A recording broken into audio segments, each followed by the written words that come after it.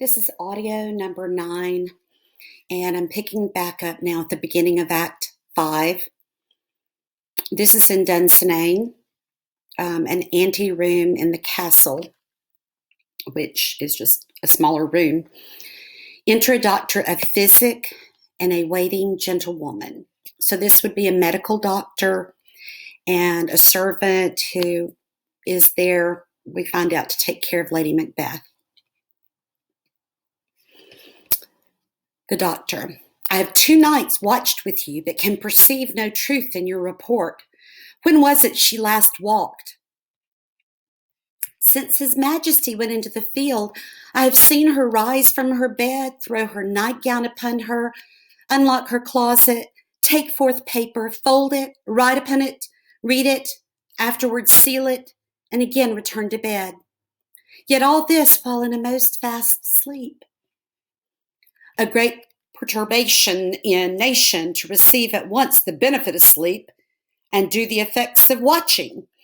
In this slumbery agitation, besides her walking and other actual performances, what at any time have you heard her say? Okay, so backing up, the doctor and the servant woman, are talking, and the she, we find out, is Lady Macbeth. And the gentlewoman, sorry, I'm going to turn off my notifications so they don't disturb us on here. The gentlewoman is saying that the walking would be basically sleepwalking.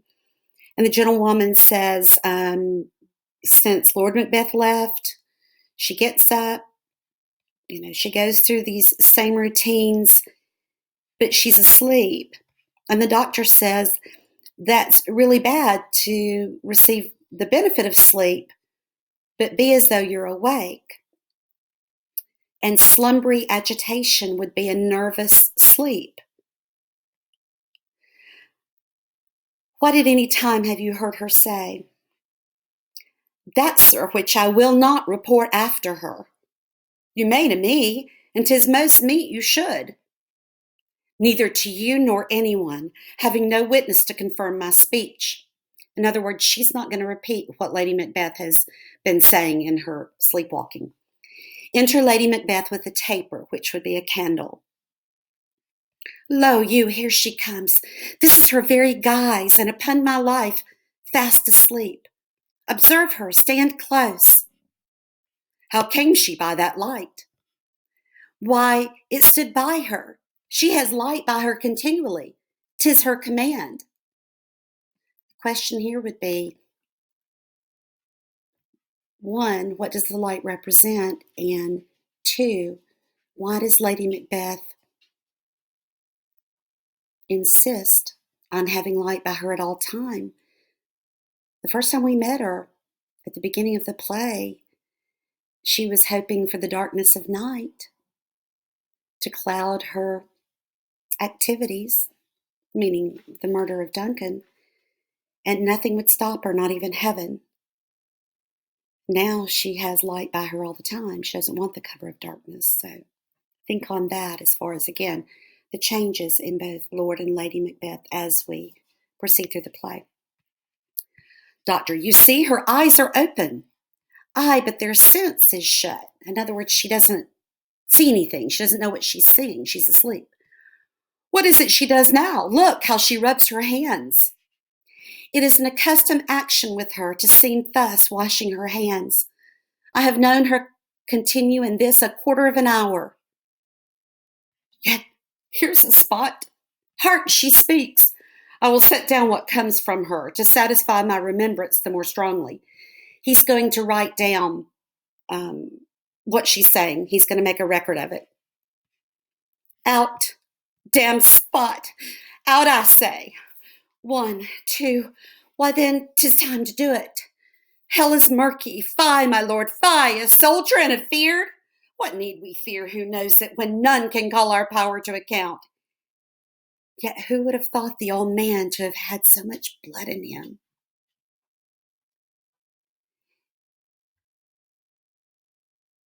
Lady Macbeth has again changed, and she's talking here, when she's talking to her lord, she's talking to Lord Macbeth. a soldier but afraid. And then there's a spot that seems to be trying to wash off. And then she goes on to say, who would have thought the old man to have had so much blood in him? She has seen the King Duncan, and that's what she speaks about. The doctor, do you mark that? The Thane of Fife had a wife, where is she now? What, will these hands ne'er be clean? No more of that, my lord, no more of that. You mar all with this starting. Thane of Fife would be Macduff, having a wife, where is she now? Macbeth, Lady Macbeth knows that Lord Macbeth has ordered that the whole family be killed and wiped out. And then the question is, how is she feeling about that, and what is that doing to her? And when she says her hands will never be clean, this is one of the most famous parts of the entire play. What does she mean? What will they not be clean from? And if that's blood, is there really blood there? Have you heard the saying, to have blood on your hands? It means what? It means to be responsible for the harm or the death of someone else. And she's wondering if her hands will ever be clean again. And again, she seems to be speaking to her husband, Macbeth. Go to, you have known what you should not. She has spoken what she should not. I am sure of that. Heaven knows what she has done. Here's the smell of blood still. All the perfumes of Arabia will not sweeten this little hand. Oh, oh, oh. The doctor is understanding what's being said. And he's saying to the gentlewoman, you shouldn't know this. You shouldn't be hearing this. And the servant gentlewoman says, well, she shouldn't be saying it. Heaven knows what she's done. She shouldn't be talking about it, though. And Lady Macbeth again smells the blood still. All the perfumes of Arabia, all the sweet scents will never get rid of the smell of blood on her hands. What a sigh is there! The heart is sorely charged. I would not have such a heart in my bosom for the dignity of the whole body. In other words, I would not trade places with her. Yes, her heart is upset, and I would rather be a servant than to be a queen with such a heart. Well, well, well. Pray God it be, sir.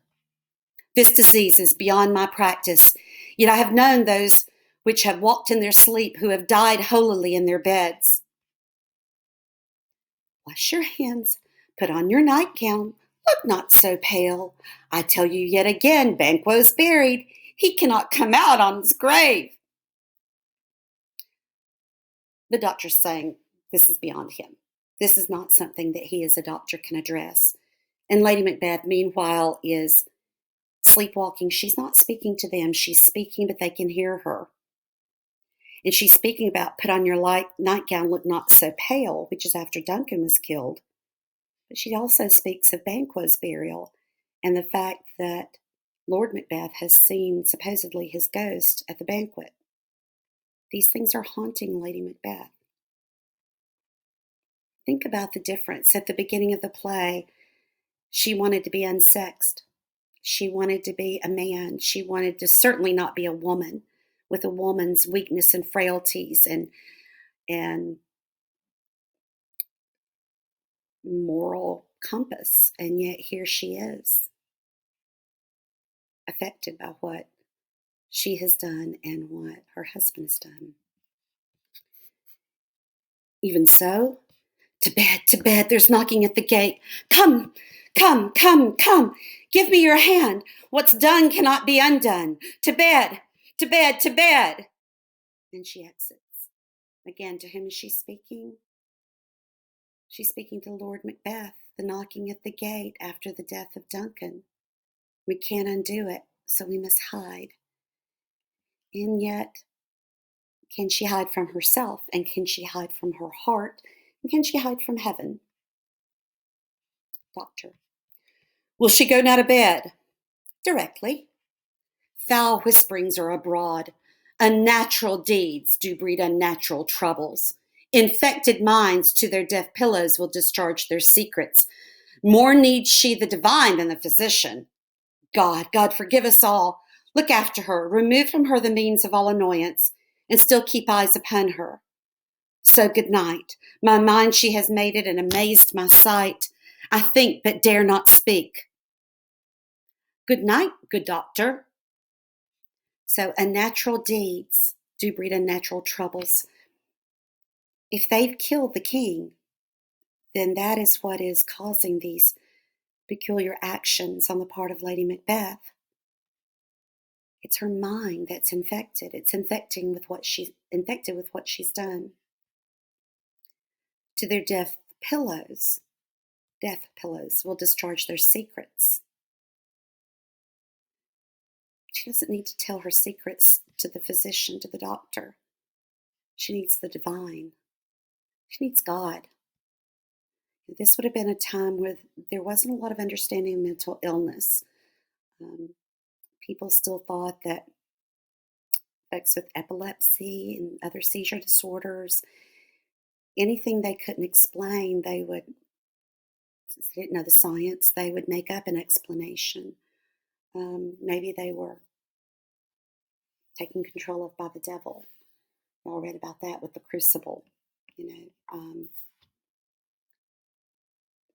People will interpret what they don't know the answer to.